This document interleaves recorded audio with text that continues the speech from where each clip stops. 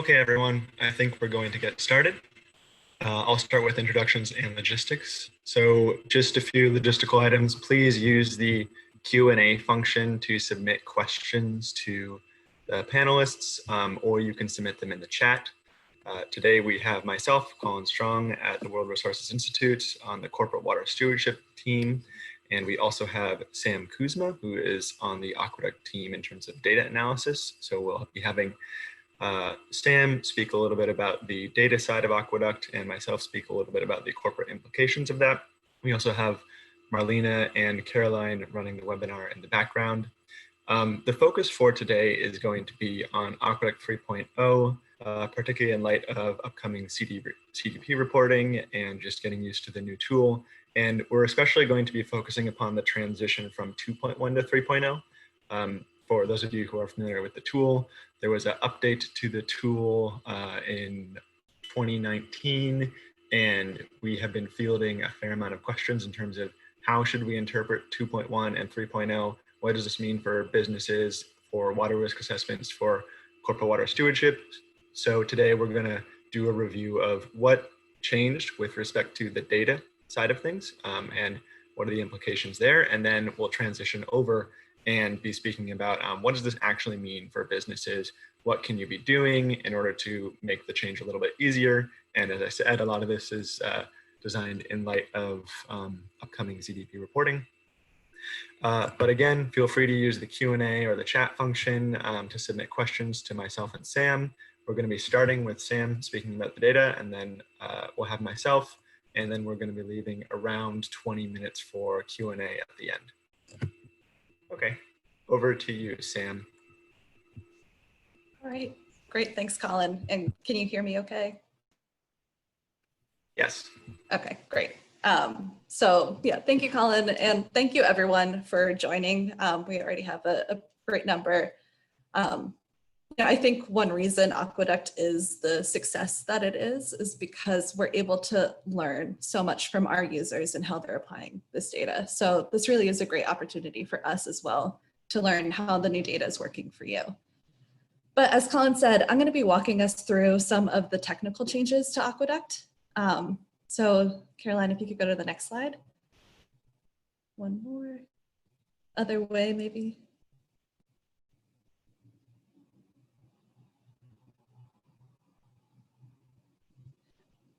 Great. So I'll be walking us through the technical changes to Aqueduct. I'm going to start with an overview of the tool and the framework, but I'm going to spend most of the time, introducing what's really changed behind the scenes in the calculations. And Colin just went through this, but I want to make sure we're on the same page in terms of terminology before we get started. So I'll be referring to the new tool, the tool that's online right now, as Aqueduct 3.0. And we'll call the previous version Aqueduct 2.1. And we're specifically talking about the Water Risk Atlas, which is just one of a suite of tools that we offer. But I just wanted to make sure we were all talking about the same thing. So next slide. Great. So let's review the framework behind Aqueduct. So Aqueduct 3.0, its overall framework is a big improvement from 2.1. We have the privilege to interact closely with a lot of our users. And from those interactions, we've learned what was working and what wasn't working. Our goal is to be this one-stop shop where you can get all of your information about water-related challenges. And we spend a lot of time curating these indicators, so there's not a lot of noise, it's right to the point. And we found that there were about 5 indicators in the old version that just weren't providing much value. Those are marked by red dots in this slide. So we decided to remove these.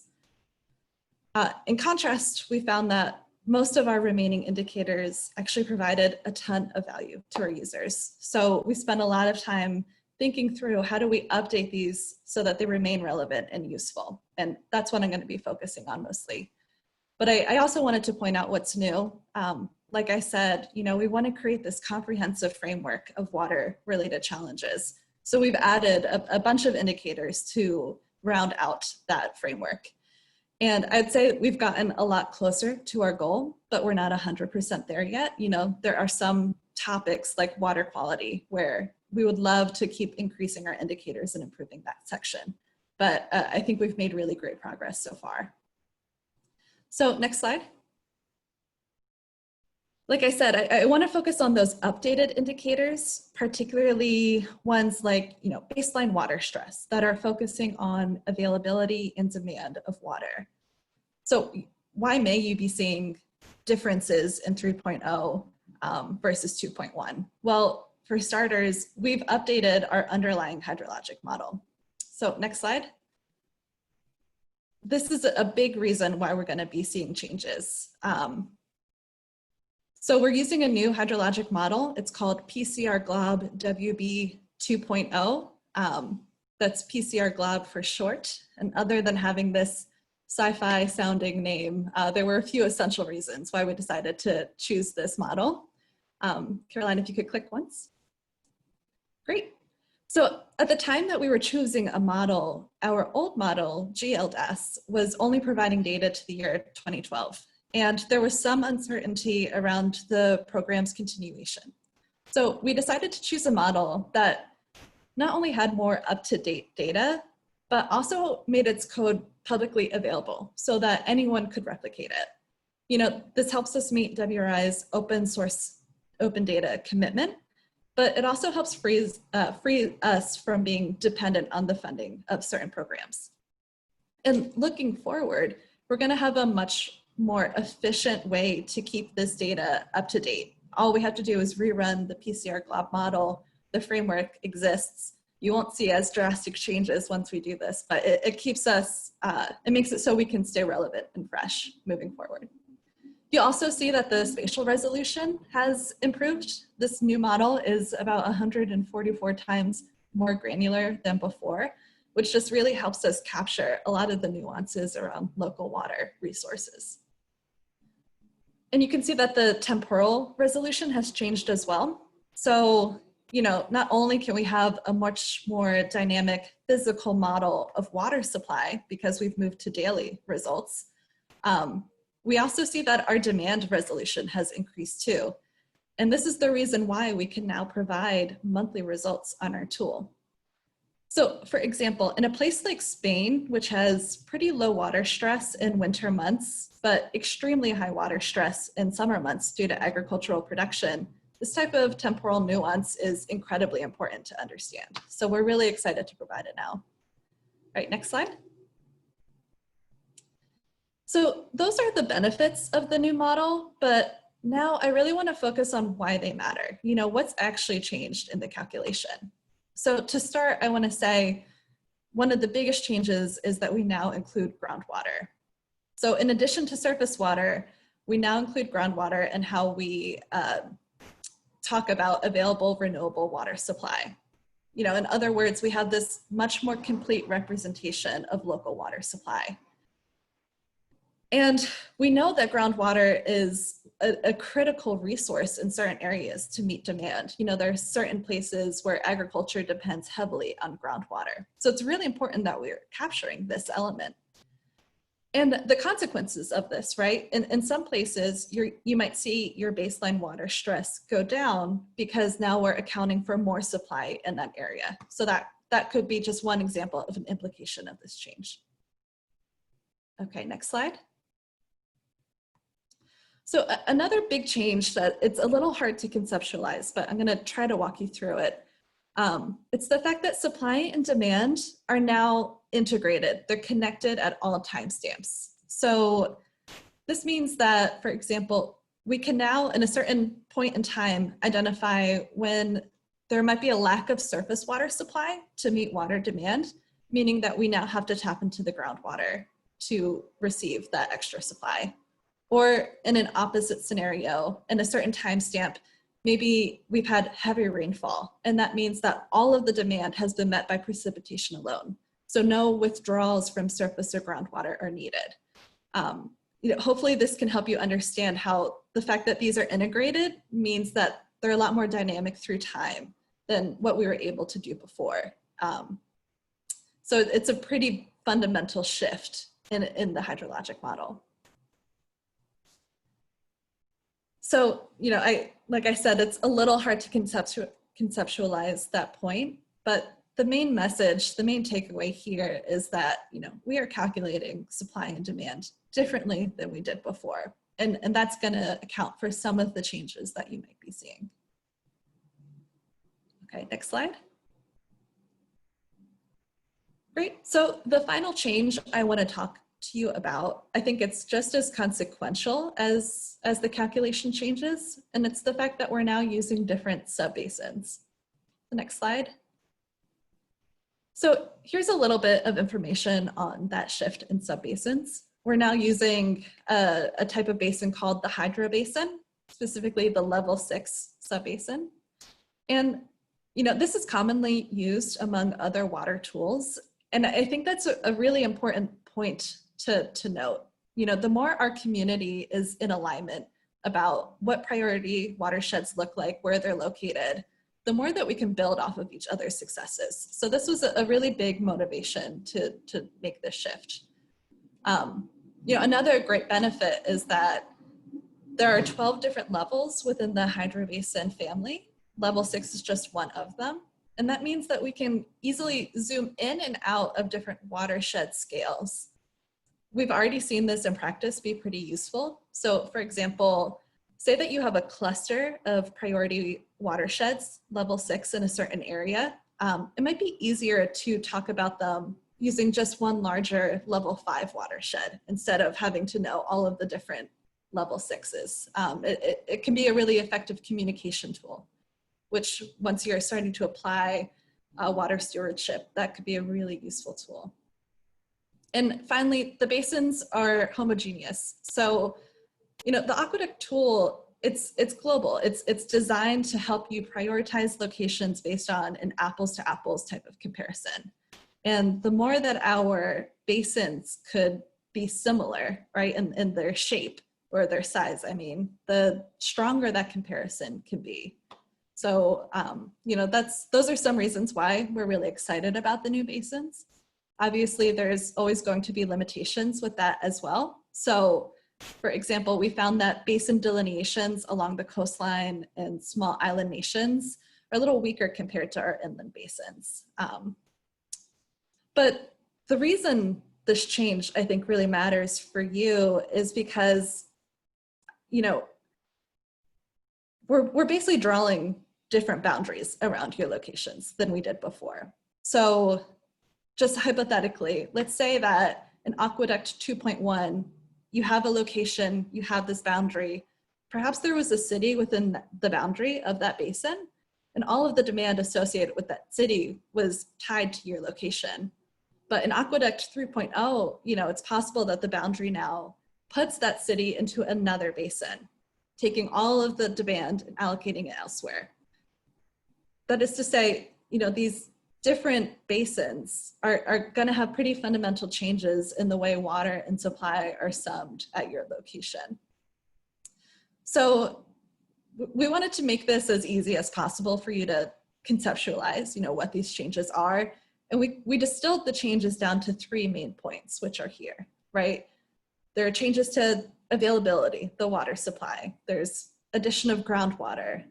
There are changes to demand. It's more dynamically integrated with supply than it ever has been before. And then there's basin delineations, which can just compound the changes that you see to availability and demand. It can be hard because in some locations, right, all 3 of these factors may be at play. In other places, maybe just one is at play. So it's not possible for us to say at a grand overall level what exactly is driving change at a given location, but these 3 categories can help us get to that answer. So that is the technical background here. Those are the changes to the model and to the basins that we wanted to just make sure you understood. But what Colin is going to do now is really help you understand what do you do about it. So I'm going to pass it over to him. Okay, thanks, Sam. Just remember, everyone, feel free to submit any model-related or technical questions to the Q&A or the chat function. for Sam, and we can discuss those later, and then I will dive into the business implications. So what we've heard since the release of Aqueduct 3.0, and there is some documentation of the technical changes in the model, which Sam just ran us through, but a lot of businesses are coming to us with questions and saying, okay, I get it, but what do I actually do about it? I'm not quite clear on that. And that's one of the things that we wanted to really kind of try and hammer home today and develop a recording and a better communication strategy to say, okay, well, here's what you should really do about it. So just taking one step back, it's always important to keep in mind what is the purpose of Aqueduct and within a larger risk assessment process. So, and how should it be used? And this is true for 2.1 and 3.0. And the main point here is that Aqueduct is designed as a screening tool, which is informing a water risk assessment process. It informs a prioritization of locations where you can respond to shared water challenges at a local level. It's the first step and the first screening tool. And then after you've used Aqueduct, either version, then you start doing more and more local assessments. Maybe you've started with 100 facilities and you've worked your way down to 10 to 15 facilities that you're going to do deep dives. So it is the first step in the process and should be treated as such. As my second point here says, we do intend it to be used with some sort of local validation of results or verification, or sometimes it's the opposite. It was flagged as high water risk, but you've done a little bit of local digging and you decided, it was good to do this extra digging, but it's not high water risk. And that speaks to my third point here, which is that Aqueduct, both tools, 2.1 and 3.0, but Aqueduct is designed to have more false positives than false negatives. False positives it's good to have false positives in the tool because there will always be some errors because it's a global model. But if we have false positives, that means that it pops up during an initial screening process, and then you do a little bit more digging, and then you decide, okay, this isn't an issue after you've invested a little bit more resources. The opposite is more dangerous from a risk management perspective. If you have a false negative in the tool, facility does not show up as a priority or a stress location, then you never do that additional digging, you never figure out and assess the risk, and potentially there is a risk that was not caught because the initial screening process didn't identify it. So it's worth pointing out, this is part of a process, it's the first step in a process, it's designed to create false positives as well as be a comparable approach to understanding water risk at a bunch of different locations. Generally speaking, and this is true for both Sam's portion, but also my portion, we are going to be referring to baseline water stress as opposed to the overall water risk or specifics on other indicators. Generally speaking, we're going to be talking about baseline water stress today because that's the primary indicator that businesses and other users use in order to do a quantity related risk assessment. Of course, there's quality, there's other aspects to shared water challenges, but baseline water stress is one of the flagship indicators from a quantity perspective. Okay, so let's move forward. Great. So one of the questions that we do get a lot is, okay, well, I've already done a risk assessment with 2.1. Now I'm shifting over to 3.0. When should I shift over? And we want to provide some clear guidance here. Basically, when should you transition? Not every business runs a risk assessment or every year. Some do it on yearly, 2-year, 3-year cycles. So there's really 3 options here. If you have already completed a risk assessment, you've already prioritized locations and you're sunsetting a generation of targets. I mean, it is 2020. A lot of businesses are sunsetting targets and preparing to develop 2025 or 2030 targets.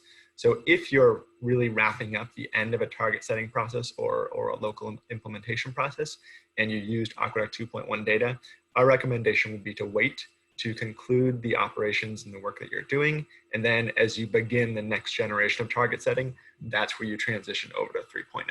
So if you're already maybe much further along in the process, we do recommend waiting and just working with the 2.1 data you've already worked with.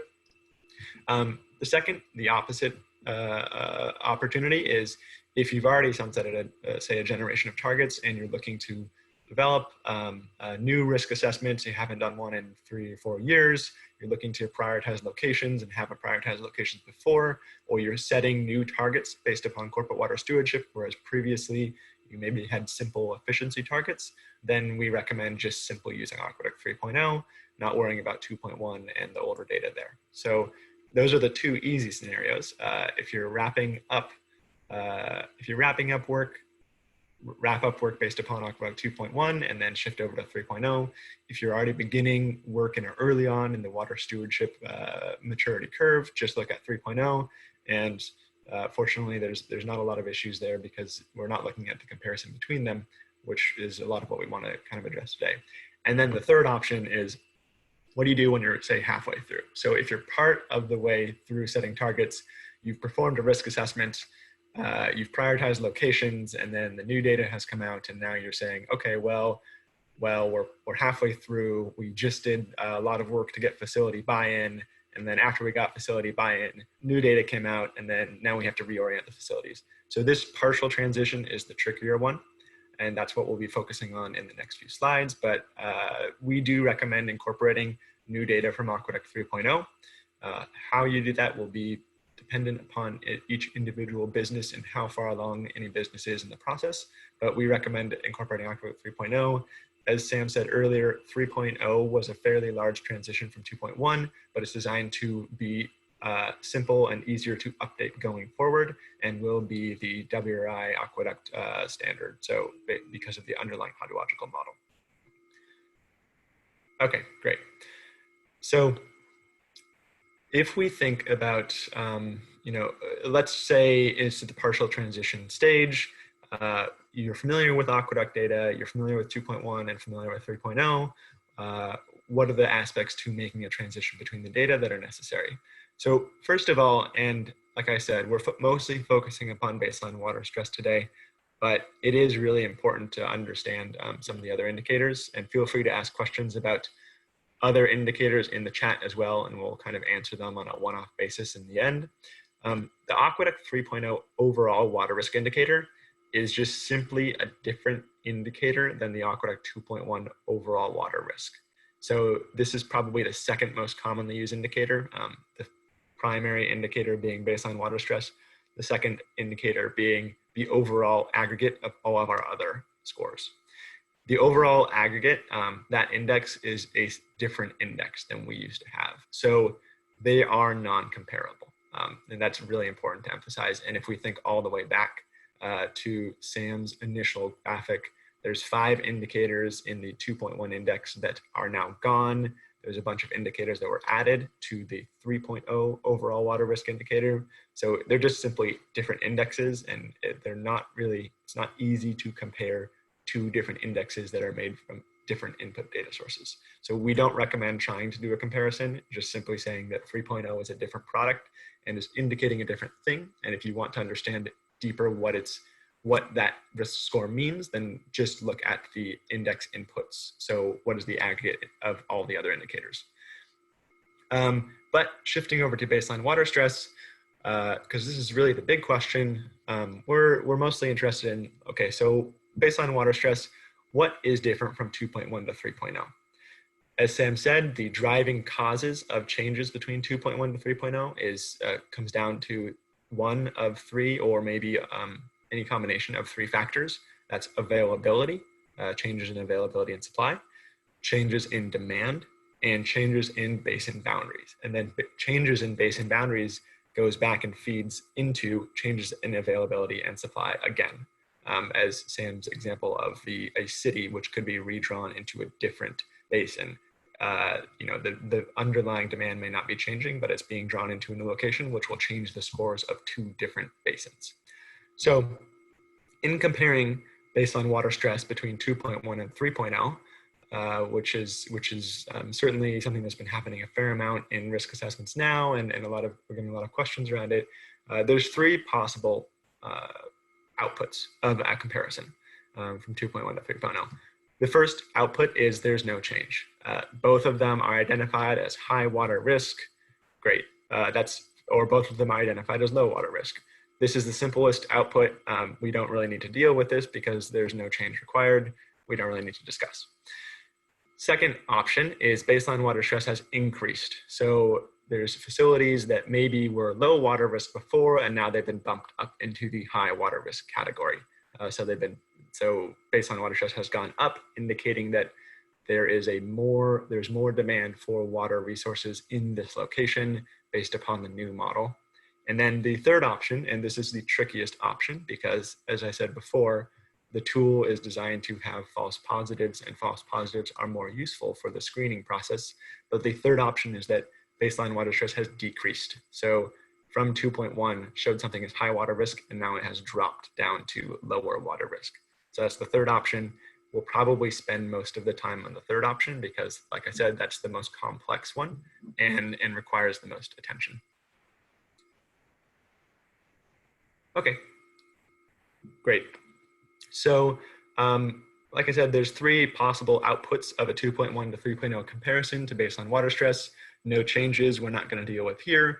We're going to look at what happens, what should a business do if it goes up, and what should it do if it goes down.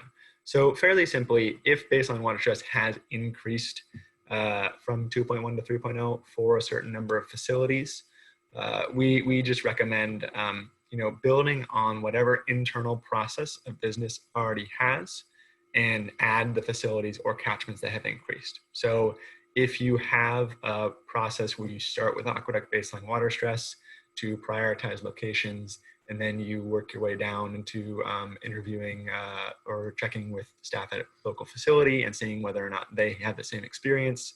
And then after you've checked the staff, you then look at other types of more local data. If you have a process in place already and you see that baseline water stress has increased for a certain number of facilities due to the transition, we recommend just adding in those new facilities into whatever process that you already have. This is fairly straightforward. There could be, it depends upon where you are in your internal process. If you're at the later stages of a risk assessment process, then it's trickier to add in new locations. But if you're earlier or in the middle, then we just say add them into your existing process and move on from there. This is not as tricky a scenario. Basically, do a local assessment just as you would do with other types of facilities that were caught within 2.1. So if it's increased, we just recommend look at local information and continue from there. Now, if baseline water stress has decreased, this is probably the more complex scenario because potentially it was seen as a location that has high water stress and now it's dropped. And if you've already got facility buy-in, maybe you've talked to staff and they say, yeah, we do have water-related issues here, and now baseline water stress has decreased, that does present a problem. So our recommendation with respect to how to handle a baseline water stress decrease, it isn't completely different from how to handle an increase. We do say review the local information, and always, which is true for Aqueduct 2.1, is true for Aqueduct 3.0, is true for all these scenarios. There should be a preference of local information over aqueduct data. It's a globally derived model that is meant to be comparable, but local information should always supersede that. So for example, if you are performing the Alliance for Water Stewardship stakeholder engagement process, and you've been talking to local stakeholders, that information absolutely should take precedence over any information coming out of aqueduct. So if baseline water stress has decreased, we first recommend reviewing local information, discussing with the local staff, and seeing whether or not that is consistent with the experiences on the ground. The second is to look to identify some of the factors that could have driven the decrease. Now, some of this information is not easily available on Aqueduct, but as Sam was mentioning, there are certain places that are that the model has a little bit more difficulty modeling. So, for example, coastal catchments. The data in coastal catchments is less reliable because it's much trickier to model the hydrology of something on the coast than it is to model the hydrology of something inland. In addition, islands, particularly small islands, it's more difficult to model the hydrology there. In addition, arid and semi-arid regions. So for example, parts of rural Australia, the model is has more difficulty there, and when there is low water use and or low water availability. So if a location is identified as one of these types of places that we know has certain technical model related issues, then any baseline water stress decrease should be treated with a few grains of salt. So just to review those, that's catchments, islands, arid and semi-arid regions. And then finally, one of the things that we do recommend is look at additional data. So if baseline water stress has gone down, it's worth checking on a local level, also seeing if there's a model issue or there could be a model issue in the location. And then finally, we do actually have additional information that can help inform this kind of a question. It is available for download and accessible, and I'll explain an application of subnational data from Aqueduct that could replace local coordinate data. Great. So this is something that is an acceptable use of Aqueduct data, and I'm also using an example that we've heard a lot about. So I'm trying to get two birds with one stone here. So one of the questions that we frequently get is, why is San Francisco considered to be low water stress? If we look at the lower right-hand corner, low water stress says there's a very low competition for water resources in the San Francisco, San Jose area. But all the other neighboring catchments have, looks like, medium high, high, extremely high water stress. So something odd is going on here. Clearly, and there's also a very high water usage in this location, also coming off of a well-known long-running drought. So obviously there's a question that comes up. So one of the things that we recommend is okay, you can use coordinate data and say, all right, this says low water stress.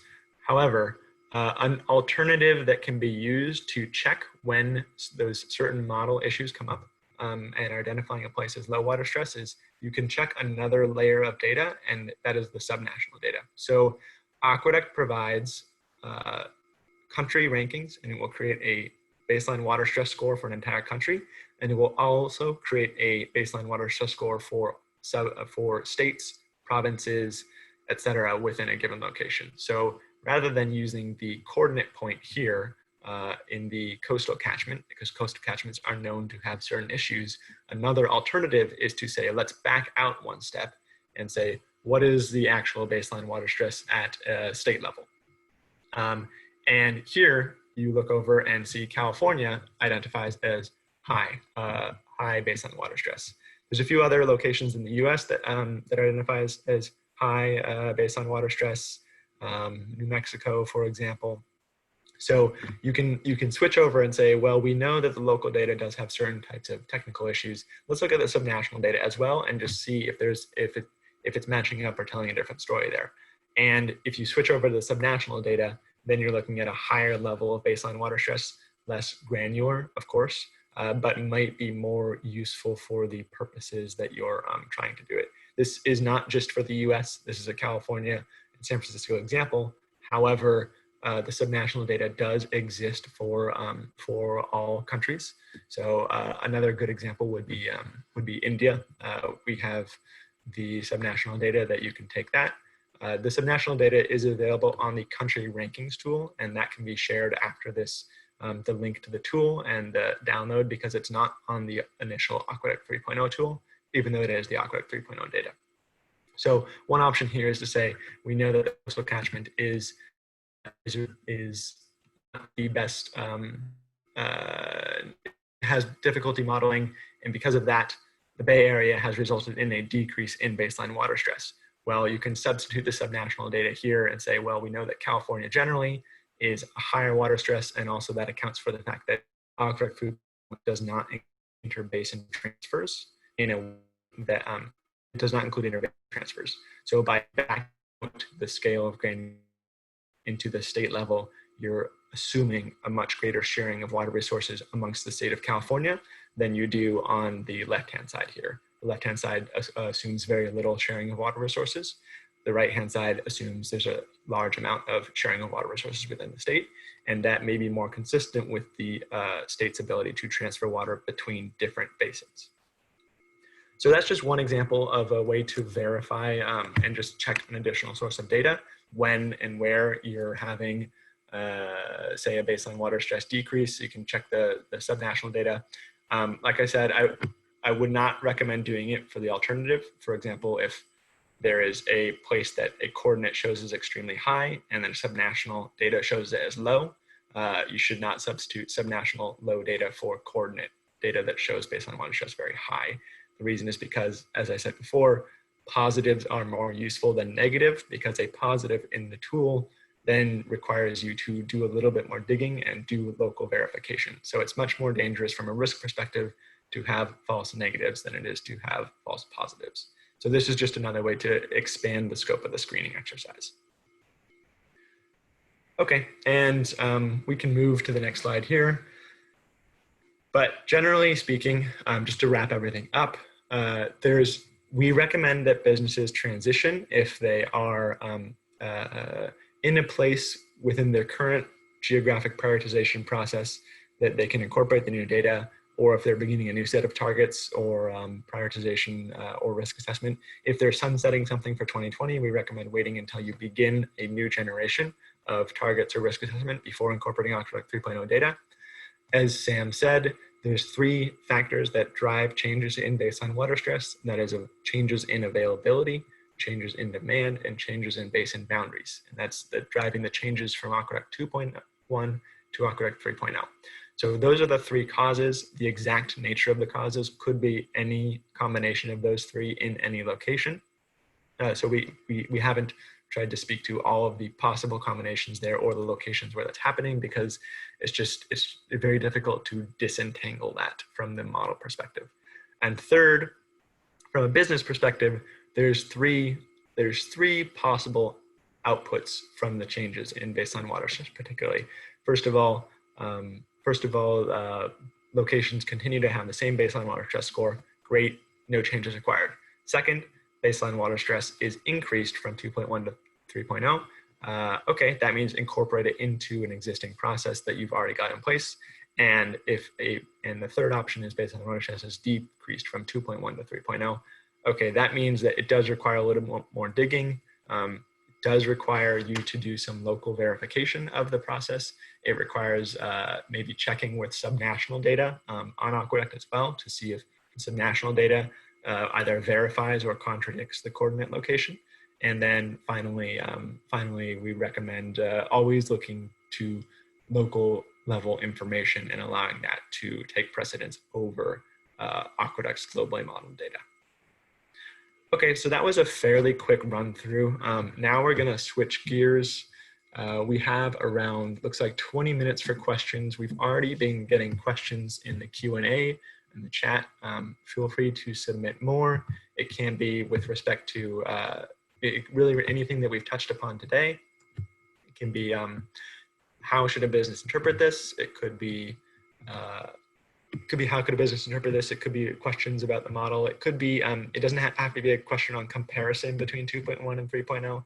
It can also be just a question towards Sam or myself about application of it just generally. All right, I'm gonna shift over and take a look at the questions that we have lined up now. So bear with me for a moment and I'll start either responding or having Sam respond. Hey Colin, I can start. Great. I've been scouting them. One of the questions was about the spatial granularity of water demand in Aqueduct 3.0. And as usual, the answer is it's complicated, but let me try and break it down for you. So we do model demand at the same resolution as water supply. So that's the 5x5 arc minute. It's around a 10-kilometer resolution at the equator. But I think you're asking about the data behind the demand. And first I want to say we have 4 different types of demand that we include in the model. We have irrigation, livestock, domestic, and industrial. And based on the type of demand, the data behind it will shift. So for example, domestic estimates of domestic demand tend to be country level estimates. whereas irrigation tends to be a little bit finer grained. We describe the data behind this and the demand in great detail in the appendix of the technical note. So that's Appendix C. And I recommend going there if you're really interested in learning the specifics behind each of those. Hopefully that answered your question. Great. So Sam, we have two questions that not everyone can see to the panelists. I will read them and I will take a stab at answering them and then see if Sam can fill in. So the two questions are related. We have one from Nick Steinberg saying, what if the main water supply sources differs from the point of withdrawal? So for example, mountain watersheds in downstream cities. How do we account for this? So the question of how do we account for water supply sources? And then the second question from Lauren Thied, for the city example, the basin redrawn around a city, is the driving factor an actual change in where the city's water is coming from? So an input to the model, or is this simply a change in estimating where the city's water is coming from, refining the model? So both of these are referring to basically source locations. From my understanding right now, the tool, neither version accounts for source location. It looks at water within a basin and assumes the water is shared equally between that basin. But the moment you're beyond that basin delineation, it's not assuming shared water, or it's not assuming water transfers. So that means it does not account for source locations. So if you drop, and this is the San Francisco example is great. You know, you drop the San Francisco coordinate, the coordinate says, okay, there's water availability here. But the source water from San Francisco is not all within like the nearby 50-mile radius, right? It's coming from all of these upstream watersheds. And if we remember that map, all of those upstream watersheds do actually have high and extremely high water stress. So Aqueduct does not account for source locations of cities or anything else. It just looks at that point and then looks at and assumes sharing within that HydroBASIN 6. Sam, do you want to add anything there? No, I think that covers it. That's a good representation. Okay, yeah, and also just with respect to source locations, the Nature Conservancy does have a tool looking at source locations for major cities in the world. So if you say don't have source locations, but you're trying to get better understanding of source locations, I would recommend going to that tool. I believe it is the Urban Water, I don't want to mess up the name, Urban Source Water Blueprint, something along the lines of that. It's a very good tool and can tell you the source locations for a lot of different locations based upon more local research. So that would be a more valuable understanding of source water location than Aqueduct has, because Aqueduct does not look at interbasin transfers. Okay, I'll take this one from Manuel de Casio.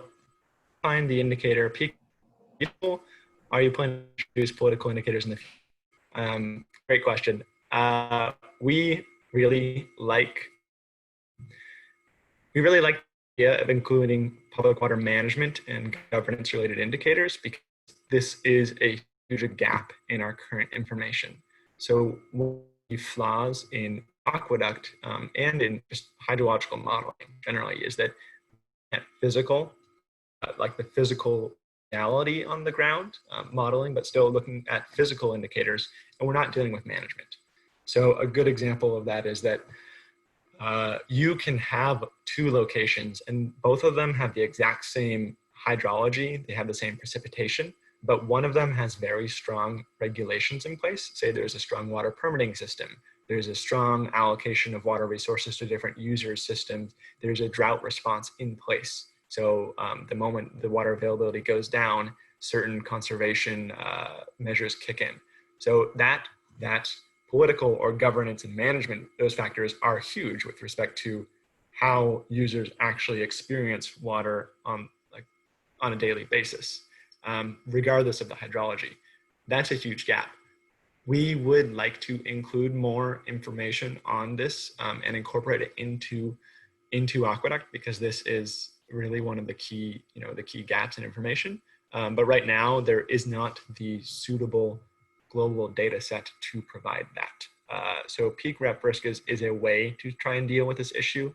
In addition, myself and Caroline Black on the call today, we are working on a project called Mapping Public Water Management, and we're trying to crowdsource data from businesses to look at what are local public water management conditions, and then we want to use the data that we get from businesses to try to create a more generalized assessment of what does public water management look like in the US and Mexico. So this is a data gap that we are trying to fill, but it's just much more difficult to model governance and management related issues than it is to model hydrological issues, which is why this data lags behind the physical side of things.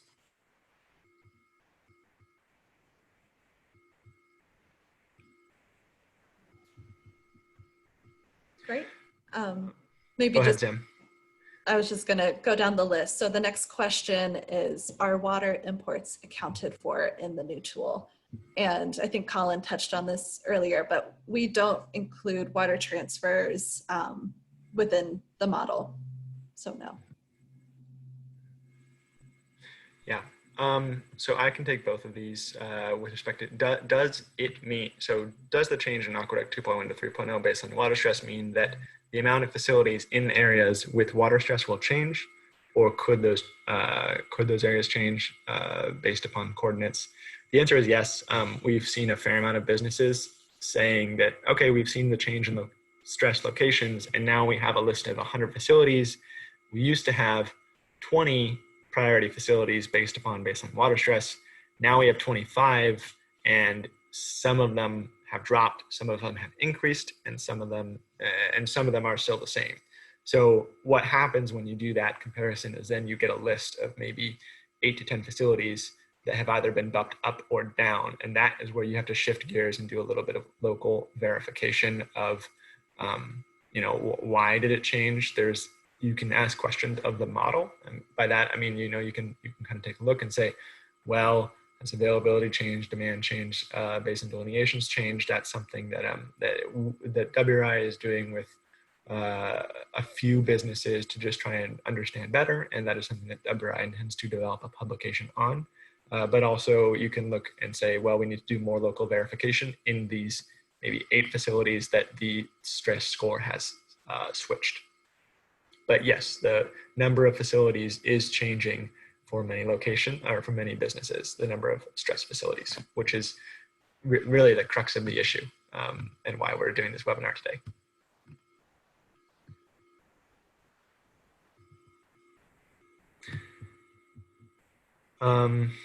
Just quickly, so Aqueduct does not account for water transfers. As I was speaking to earlier, it does not. It assumes water is shared within a hydrobasin, but not between hydrobasins. Sam, do you want to add a little bit more on either the the resolution and the sort of process for calibration, or either or for a time perspective, more on groundwater? Yeah, sure. So the question is, at the 10-kilometer level, I'm interested to know how the tool was calibrated with existing data to get confirmation on the robustness of this tool. So this is a great question. The PCR model is not a ground calibrated model. We link to the model literature in the technical note, and I recommend reading that if you're interested to learn more. But I think we often talk about in the Aqueduct team, it's our interaction with our users who are actually applying this data that help us create that calibration through time. So hopefully that answers your question. So the next question, does groundwater exclude surface water drainage return flows that recharge so-called groundwater? This I don't know off the top of my head. I will have to look into the technical details a little bit more. So Colin, we will try to get back to you with this answer. But I do recommend reading our technical note if you haven't. It goes into a lot of details about these types of technical questions. And recommendation just on using the technical note, it's almost like a reference document. It has very good detailed explanations for each indicator. So rather than reading the entire thing, if you have like, oh, I have a question on this indicator, go read the definition of that indicator. It's very useful as like an encyclopedia of Aqueduct, basically. And just quickly, in 3.0 from Rachel Huxhold, in 3.0, how would you rank the order of importance for, oh, there we go, the question moved. How would you rank the order of importance for indicators? Which one should be given the most attention and analysis? Aqueduct baseline water stress should be given the most attention. That is industry standard. There's an enormous amount of users using it. So baseline water stress is the flagship indicator from a quantity perspective. In addition, you can look at the other quantity related indicators if you're focusing upon quantity. So that's seasonal, and seasonal variability is another strong one, depending upon your operations. Overall water risk is a good sort of snapshot of more general water-related issues. But really, after baseline water stress, I would turn the question around and say, well, what is your business profile? If you're a business that does not have a lot of impact on water quality, but you have a lot of impact on water quantity, then I would prioritize the water quantity related indicators. And if you have a seasonal variability in water quantity or water demand, then I would look at those seasonal aspects. On the other hand, if your business is very low water use from a withdrawals perspective, but very high on water quality, right, that's going to drive you toward different types of data. So if you're sourcing a lot of, well, agriculture would require you look at quantity and index for coastal eutrophication potential, which is a proxy for nitrogen and phosphorus, so nutrient pollutants. So really, after baseline water stress, I would say try to match your indicator prioritization with the types of impacts that your business are related to your business, because that then drives you towards what are the types of activities that your business can do that can respond to those impacts. But of course, you know, all the indicators are useful. It's more about understanding what are the needs of your business.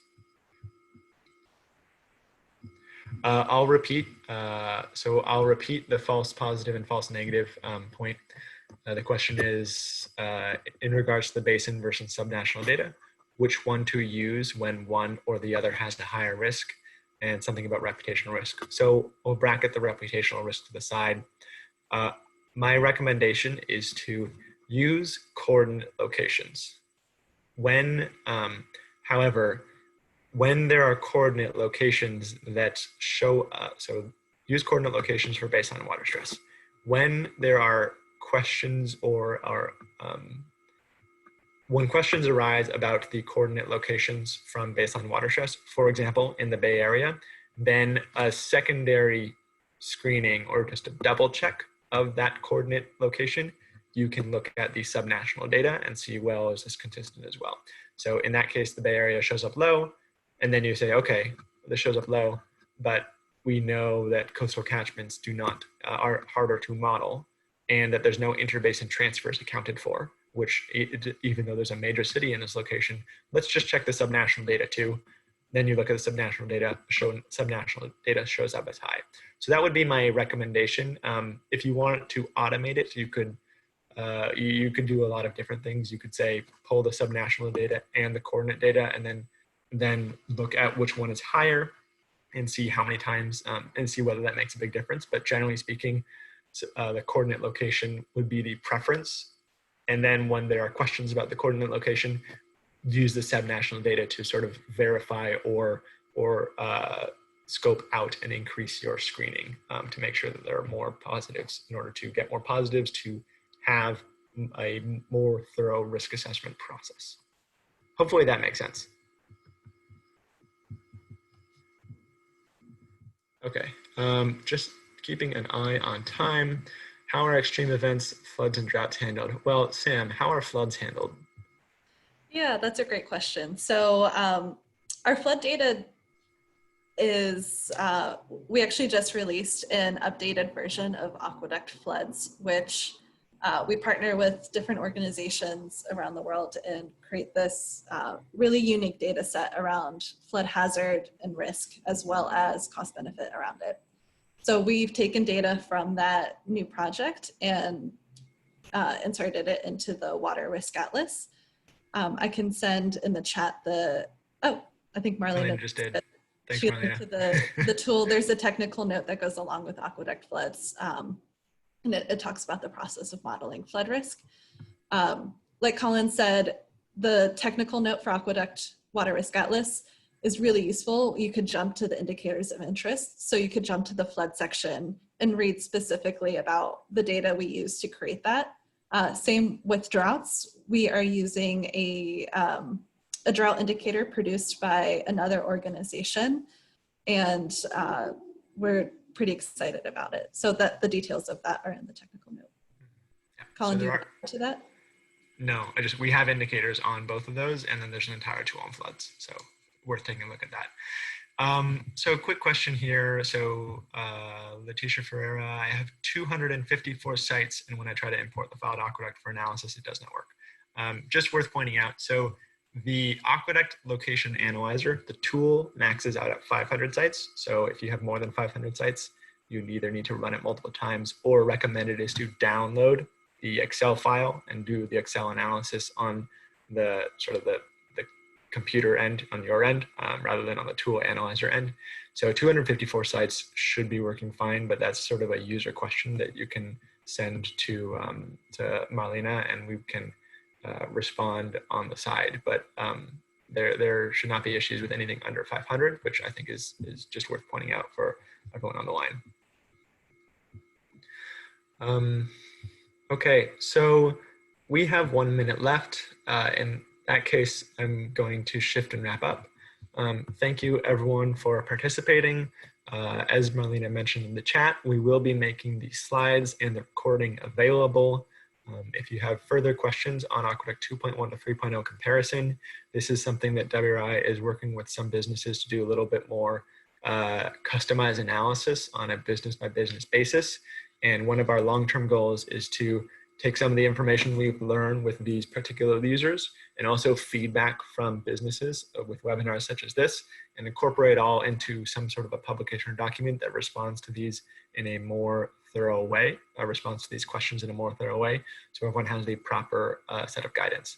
But feel free to reach out to myself and with respect to additional questions, and thank you for joining.